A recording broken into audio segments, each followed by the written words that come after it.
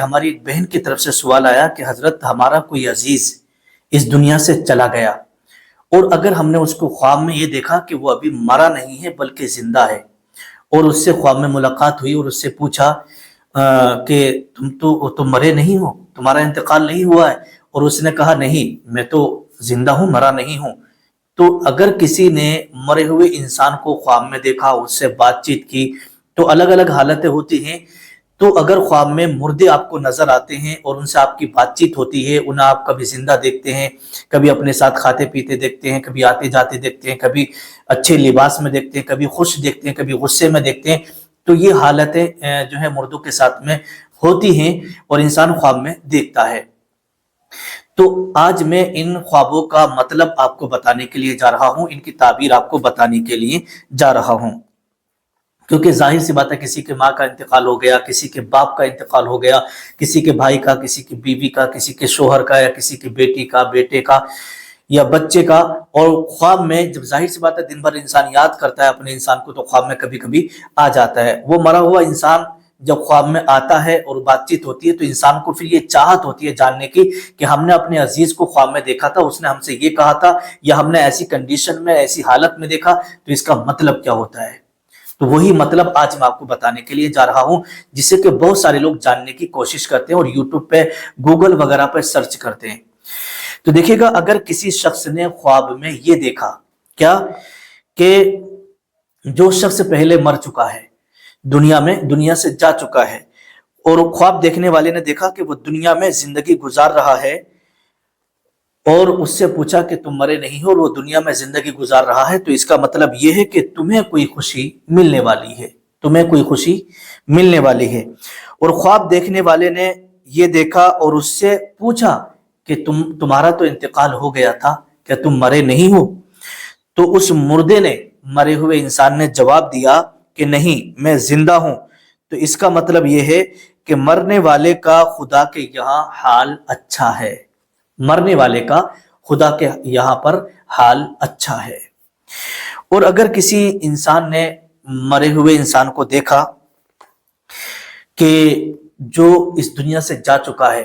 اور اسے کسی انسان نے خواب میں دیکھا کہ وہ بہت زیادہ غصے میں ہے، بہت زیادہ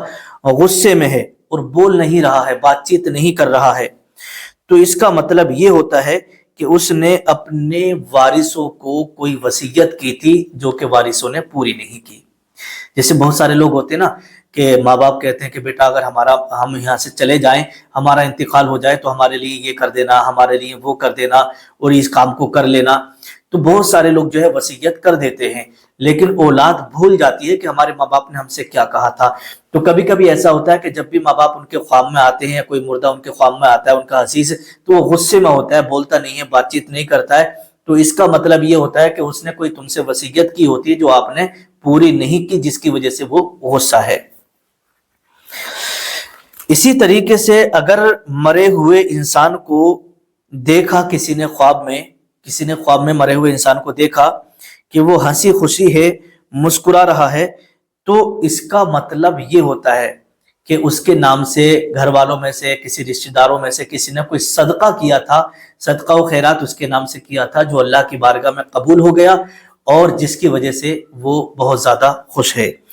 جو مقبول ہو گیا صدقہ، اب اس کا ثواب جب اس مرحوم کو، اس مرے ہوئے انسان کو مل گیا، تو وہ مردہ بہت زیادہ خوش ہے۔ اسی طریقے سے کسی انسان نے مرے ہوئے شخص کو دیکھا، ایسے لباس میں دیکھا کہ اس کا لباس بہت زیادہ خوبصورت ہے، بہت زیادہ اچھا ہے، ایک دم سفید لباس میں اسے دیکھا، کوئی اس لباس پر داغ دھبا نشان نہیں ہے، تو پھر ایسے شخص کا انجام اللہ کے یہاں بہت اچھا ہوا ہے۔ اس کی تعبیر یہ ہوتی ہے۔ اور اگر کسی شخص نے اپنے مرے ہوئے کسی انسان کو دیکھا، اپنے کسی مردے کو دیکھا کہ وہ سفید لباس میں ہے اور بہت زیادہ خوش نظر آ رہا ہے، تو اس سے معلوم یہ ہوتا ہے کہ وہ دنیا سے ایمان کے ساتھ گیا ہے، اس کا خاتمہ ایمان پر ہوا ہے۔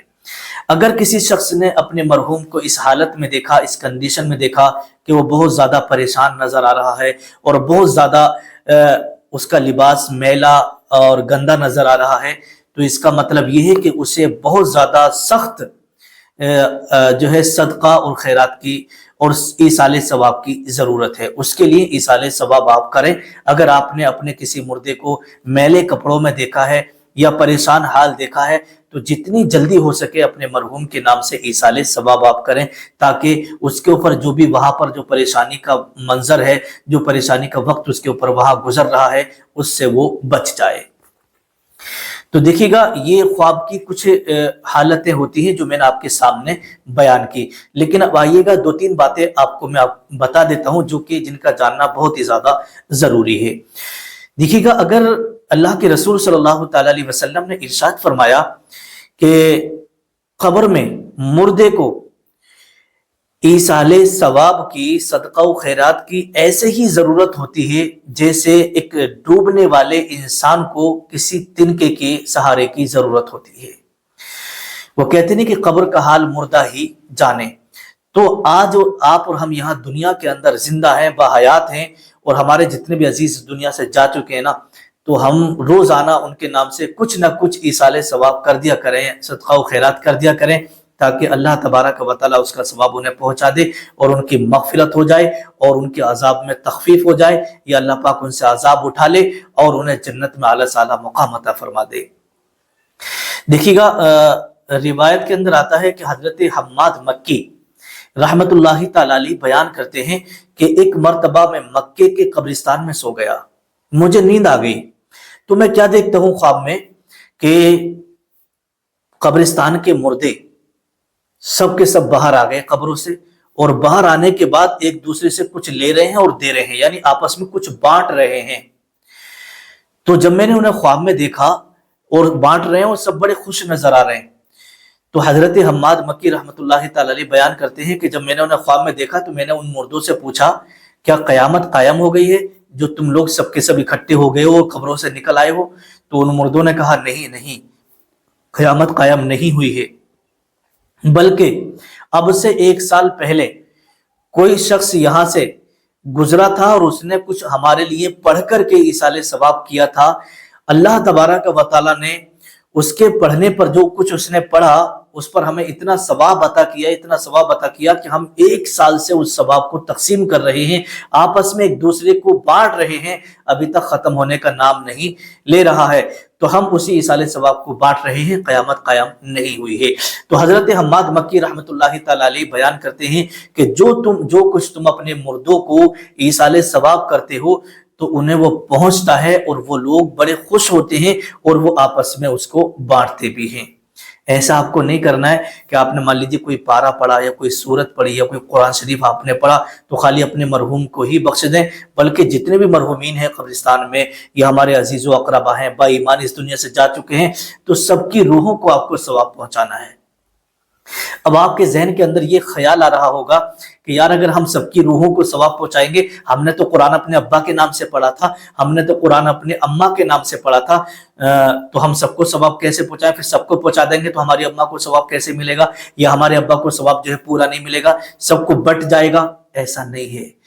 جو تمہارے ابا کو، مرحوم ابا کو جو ثواب ایک قرآن مقدس کا اللہ تبارک و تعالی عطا فرمائے گا، ویسے ہی پورے کا پورا سب کو ثواب ملے گا، اور تمہارے والد یا والدہ کے ثواب میں کوئی کمی نہیں آئے گی، سب کو پورا پورا ثواب اللہ تبارک و تعالی عطا فرماتا ہے، اس کو تقسیم نہیں کیا جاتا، بانٹا نہیں